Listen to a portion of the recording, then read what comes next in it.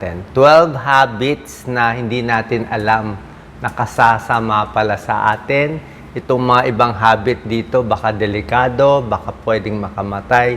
Pero mamaya, magbibigay din ako ng mga good habits kung anong gagawin natin. Meron din tayong 15 good habits. So, dito muna tayo sa bad bago sa good. Tingnan natin kung alam nyo to kasi marami gumagawa nito. Number 1, ito pinakamahalaga sa lahat. Itong leeg po natin na parte, very important.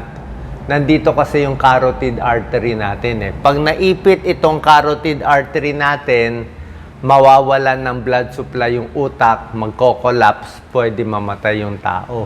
Kaya nga pag sinakal, delikado. Yan sa leeg. Hindi nyo alam to, pero may nangyayari pong ganito. Beauty parlor stroke syndrome. Siyempre, pag nagpagupit tayo, hindi naman perfect kasi itong hugasan ng buhok eh. Dapat kasi yung ulo natin, hanggang ganyan lang siya eh. Minsan, ako, pinaupo ako dito, hindi ko kaya talaga. Delikado. Maha-hyperextend. Ang ayaw ng leeg natin, naka-hyperextend. Kung titingin tayo, hanggang ganyan lang kataas.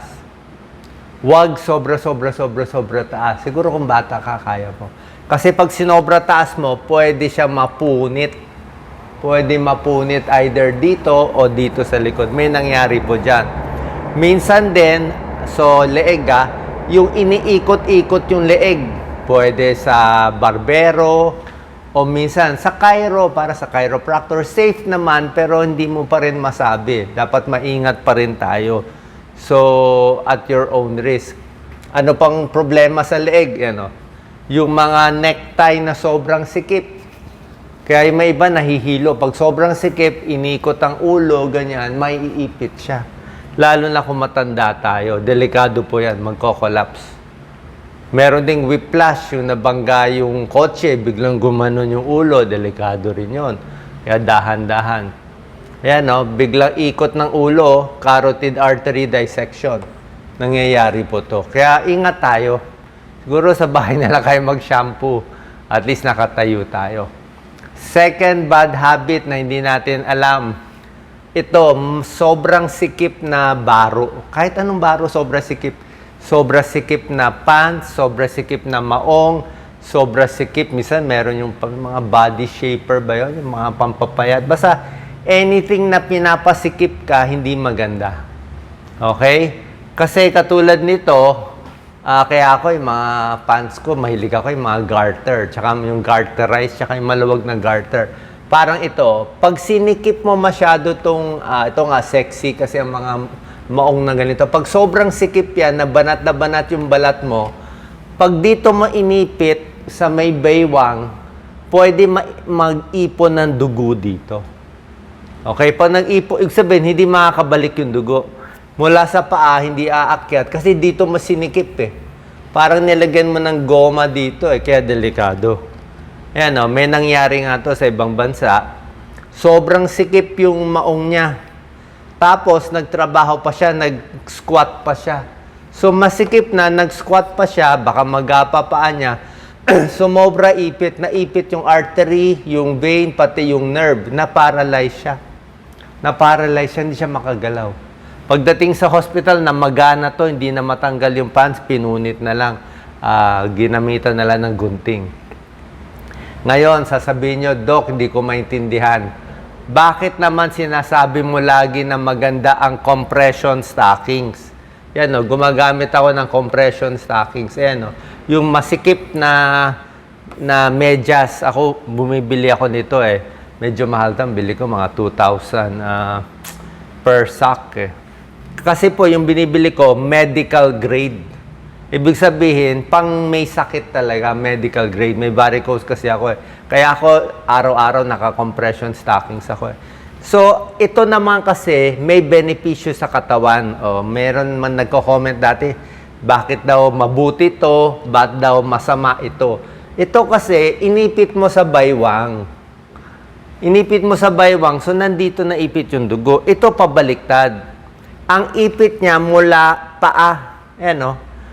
Sa paa siya super sikip. Depende, may size to eh. Medium ako eh. Kung normal paa mo. Diba? Tapos, Ang sikip niya, depende. Merong 12 to 18, mahina lang. Merong 18 to 23. Merong 20 to 30. Yung akin, pinakamalakas yung akin. 30 to 40 gamit ko. Ibig sabihin, 30 to 40 ang sikip niya dito sa paa. At dito sa may ankle.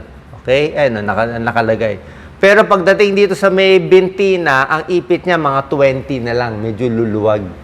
Pagdating dito sa taas ng binti, 10 to 15. Ibig sabihin, masikip na masikip dito, medyo masikip, medyo maluwag, para yung dugo, pinopush mo pataas.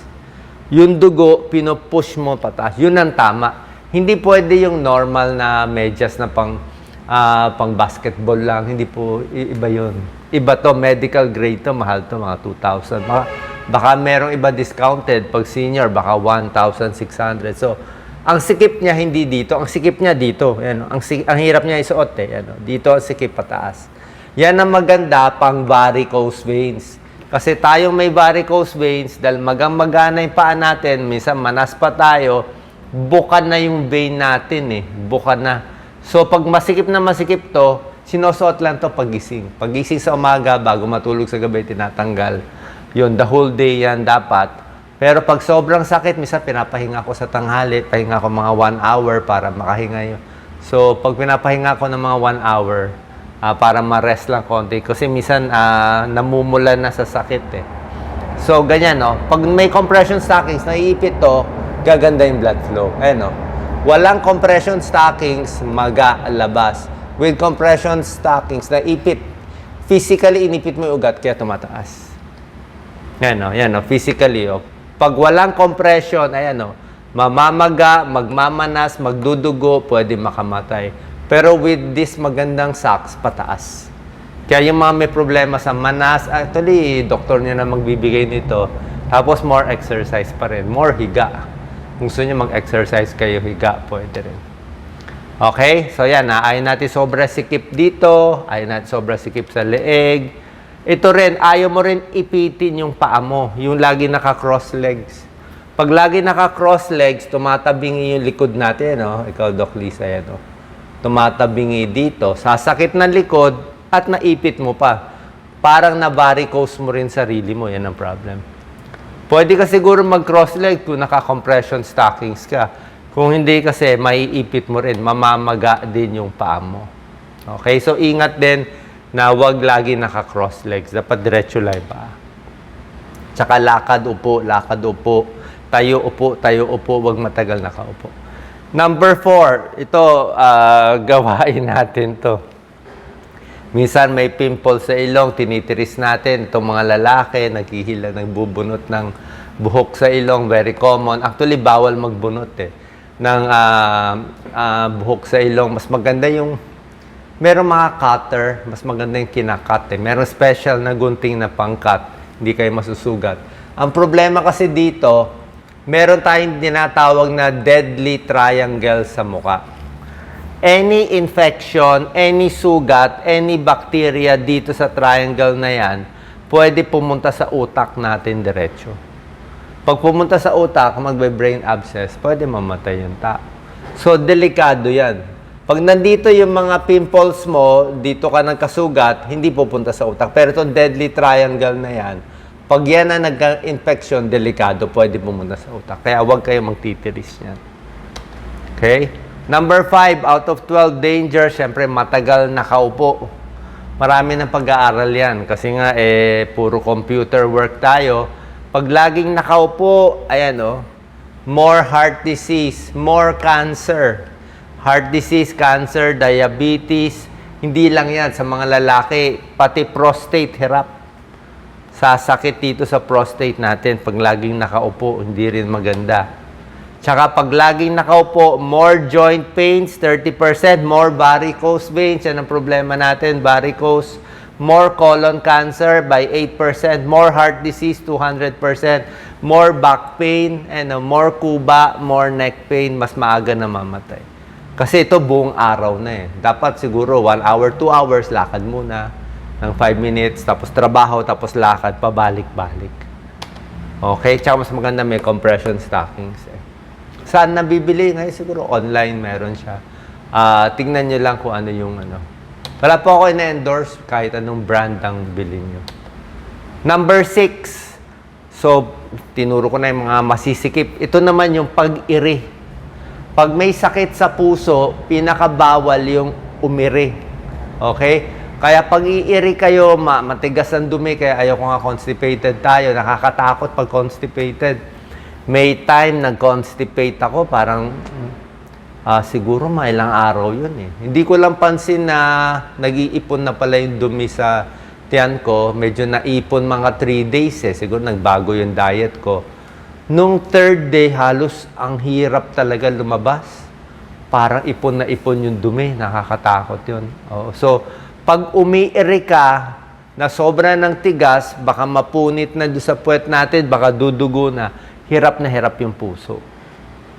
Okay? Straining and heart attack, delikado. Hindi lang sa puso, pag sobrang iri, baka pumutok din dito sa utak natin. Kaya dapat nga, laging malambot ang pagdumi. May gulay, may tubig. Lalo na ngayon, mainit ang panahon, maraming tubig, gulay, prutas. Pakwan, ginagamit ko lagi pakwan. Pwedeng konting mangga, pakwan, mangga, marami sa atin. More pakwan para makadumi. Sinama ko na rin dito sa number 7, yung hindi lang pag-iri, pag-ubo din. Ubo and iri, pareho din yun eh. Pag sinosobrahan mo masyado, let's say meron kang dry cough pa ulit-ulit, di ba? Konting pigil, like ito si Doc Lisa, pag umubo talagang luwa ang luwa lahat sa lakas. Pag sobra ka umubo, pwede ka magluslus.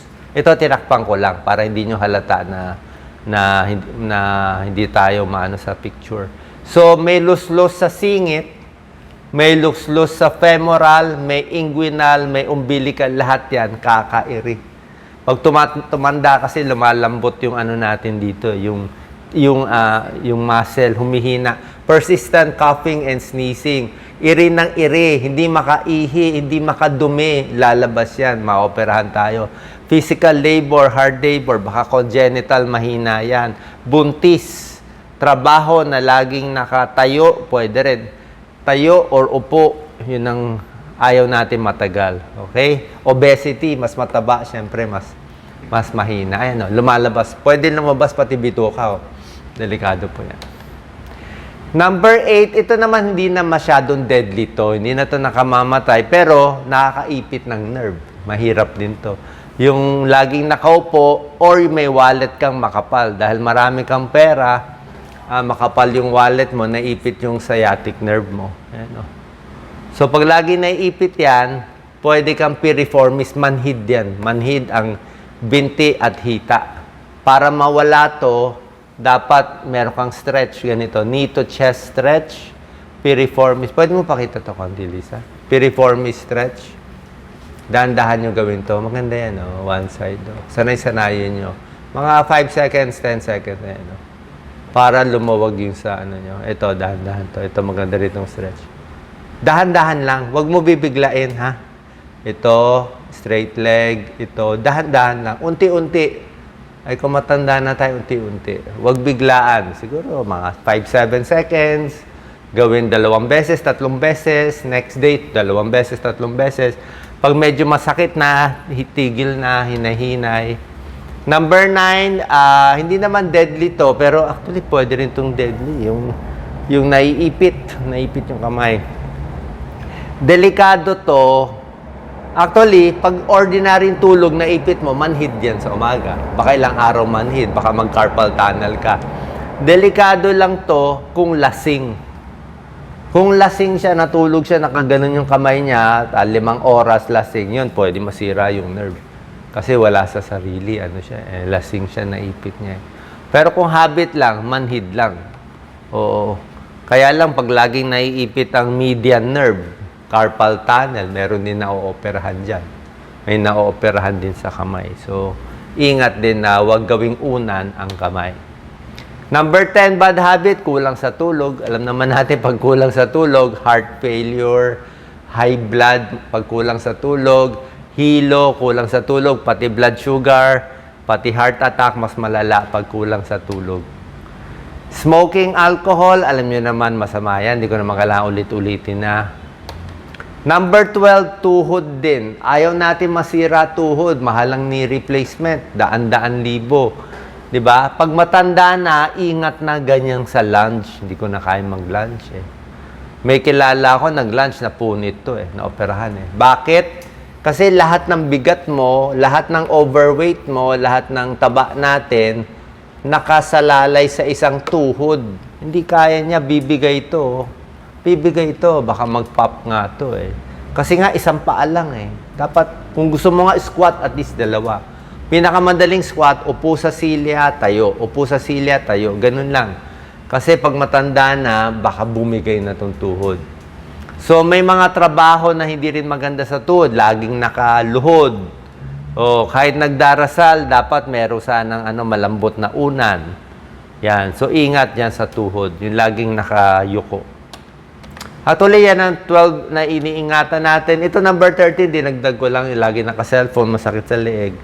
Hindi naman delikado, pero pag laging masakit ng leeg, minsan baka sumikip itong mga cervical vertebrae natin. Baka magdikit eh. Pag nagdikit, maiipit din yan eh. Hindi rin maganda. Okay, dinagdag ko lang. Kaya dapat, bawas cellphone, dapat nakataas siya. Good habits naman, para hindi tayo matapos sa bad habits, bawas stress, kumain ng balanced diet, maraming tubig. Ngayon talagang dinadamihan ko tubig ko, inom agad ako ng tubig after this. Sapat na tulog, morning routine, relax. Pwedeng mag-journal, ilabas yung sama ng loob. Yan, kung makwento mo lahat. Like ako, kay Doc Lisa ako kinakwento lahat. Exercise regularly, stretching, use the stairs. Pwede, isa-dalawang akyat babahagdanan. Kung matanda lang, ingat. Alagaan ang paa, varicose, diabetes. Ingat sa balance, practice sa balance, mag-rubber shoes. Malinis dapat ang ipin lagi, magde-dental floss. Kailangan nyo mag-dental floss. Walang choice, kahit mahirap. Magpasalamat, kahit maliit na bagay, di bali mahirap, walang pera, magpasalamat pa rin. Aral ng aral, dapat gumagana utak. Stretch daily. At number 15, gawin natin yung mga bagay na gusto natin. Parang tayo, happy tayo tumulong. Sana nakatulong tong video ko, nakahaba ng buhay nyo, nakabigay ng konting tips para maging mas healthy. Salamat po.